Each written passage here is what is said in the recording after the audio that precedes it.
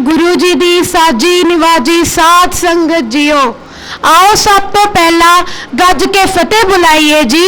वाहेगुरु जी का खालसा वाहेगुरु जी की फतेह। मेरे लेक्चर का विषय है एक होर सिंह सभा लहर दी लोड़।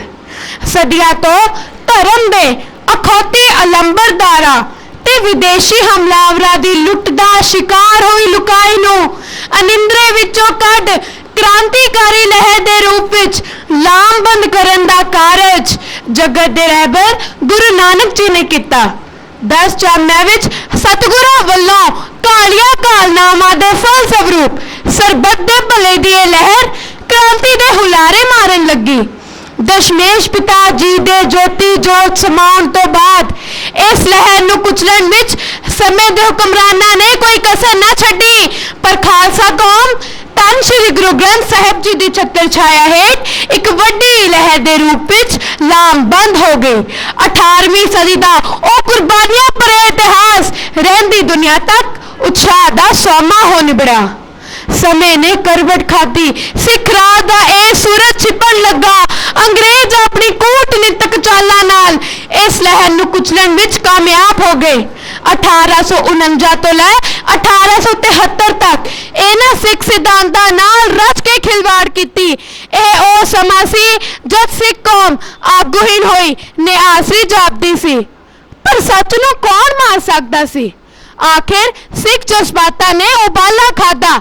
ज्ञानी दित सिंह ते प्रोफैसर गुरमुख सिंह दा आगमन खेड़े ले आया ते वड्डी पद्धर ते सिख नौजवानां नूं अपनी गलवकड़ी विच लै ज्ञान दी हनेरी लियाउण विच कामयाब हो गया। नतीजा यह निकलिया कि गुरुद्वारा सुधार लहर राही गुरुद्वारे आजाद करवा लिते गए अते श्रोमणी गुरुद्वारा प्रबंधक कमेटी सिंह सभा लहर दे बीजे बीच कामयाब हो निबड़े। निरसंदेह यह लहर 19वीं सदी की एक प्रमुख लहर हो निबड़ी, जिसकी छाप 20वीं सदी के पहले दहाकिया ते बहुत भारू सी। जागरूक होए सिखा ने 80% या तो भी वध देश की आजादी लिए कुर्बानियां कीतियां अते अंग्रेजां ने उत्थे पहुंचाउण विच कामयाब हो गए। पर बड़ी अफसोस नाल यह गल कहनी पैंदी है कि जिस उत्साह नाल गुरुद्वारे आजाद करवाए गए सी, अज आने वाले प्रबंधक सिखा दी उम्मीदां ते खरे ना उतर सके। इतिहास वाल नूं तिखी नजर मारदिया जापदा है कि जां तां अंग्रेजां दे समय ज्ञान वंडन दी खुल सी ते जां फिर इस लहर के आगू ही इतने को सुदृढ़ सी कि अज्ञान दे कूक इस निंदन नूं तोड़न विच कामयाब हो गए। अज भावें गुरुद्वारे आजाद ही क्यों ना होण, पर ज्ञान दी गल्लां करन वाले लोकां नूं अज भी शक्की गिरदान दिता जांदा है। पर इस विच नामोशी दी कोई गल नहीं। अज भी कई पंथ दर्दी ते पंथ दी चढ़दी कला दे चाहवान कई संस्थावां मैदान विच नितरे होए ने। अज इस लहर के सामने सिंह सभा लहर नालों भी गंभीर चुनौतियां ने जिसका हल कढ़िया जा सकता है, जिवें सिख प्रबंधकां समेत आम सिखां दा गुरबाणी नालों टुटना। आजकल कई सिख पाठ करन वाले ग्रंथियां नूं माया दे के पाठ कराउण विच वधेरे रुचित हो चुके ने, बल्कि साडे धार्मिक केंद्रीय स्थानां उत्ते भी माया दे के पाठ बुक कराए जांदे ने अते हुक्मनामे डाक राही ही प्राप्त हो जांदे ने। यह कोई मामूली जी गल नहीं, बल्कि सिखा विच आईयां गिरावटां दा मूल कारण ही शायद यह है। जेकर सिख गुरबाणी पढ़नी ही छड्ड देणगे तां उन्हां दे जीवन विच गुरु दी सिक्ख्या दी अमल रियाज किवें कीती जा सकदी है? सो इसका हल है कि प्रबंधकां नूं इस उत्ते गंभीरता नाल विचार करके इस प्रकार गुरबाणी बेच के माया कमाउण ते पाबंदी लाउणी चाहिदी है अते कौम दे योग सिवार्थियां नूं सिखलाई दे के गुरबाणी संथ्या दिवाउण ते आप पाठ करन दी लहर नूं उत्साहित करना चाहिदा है। नंबर 2, गुरुद्वारा दी बेलोड़ उसारी अज वड्डी पद्धर ते हो रही है।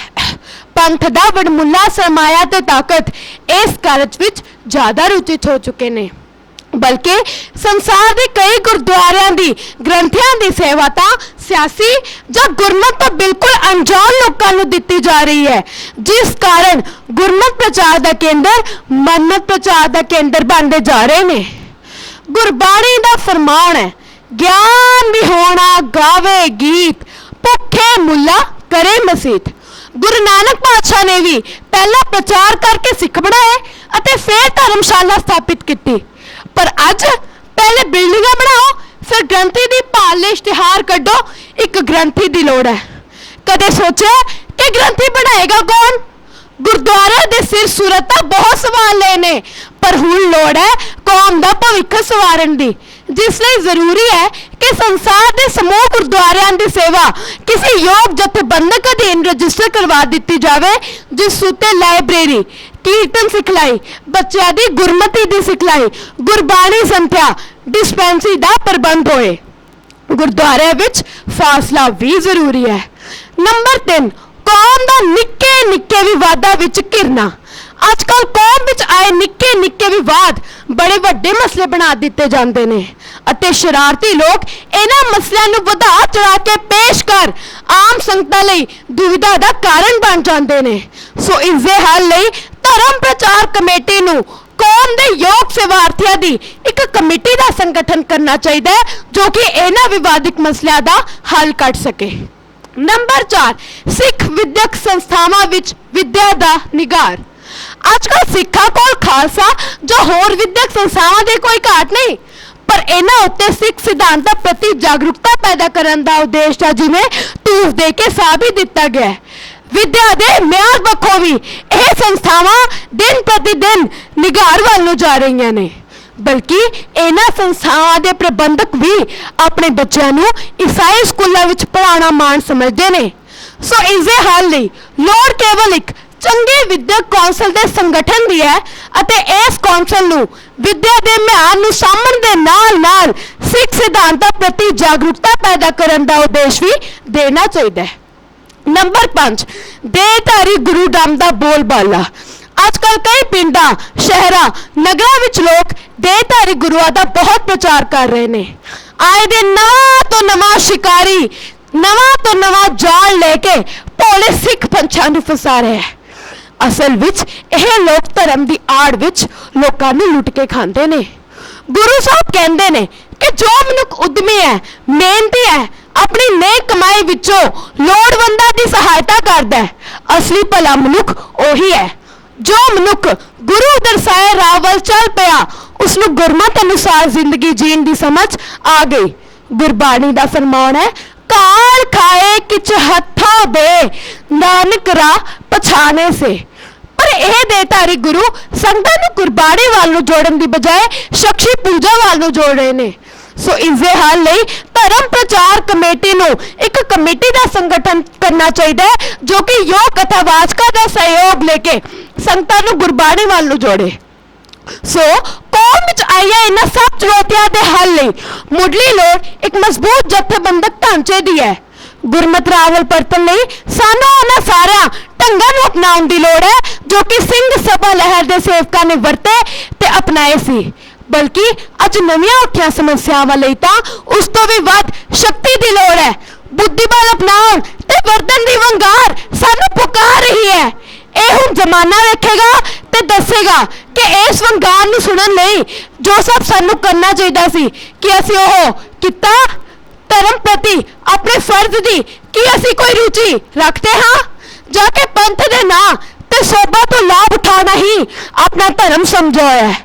ਅੱਜ ਗੱਲ ਸਿੰਘ ਸਭਾ ਲਹਿਰ ਦੀ ਯਾਦਾਂ ਮਨਾਉਣ ਨਾਲ ਮੁੱਕਦੀ ਨਹੀਂ, ਸਗੋਂ ਇੱਥੋਂ ਸ਼ੁਰੂ ਹੁੰਦੀ ਹੈ।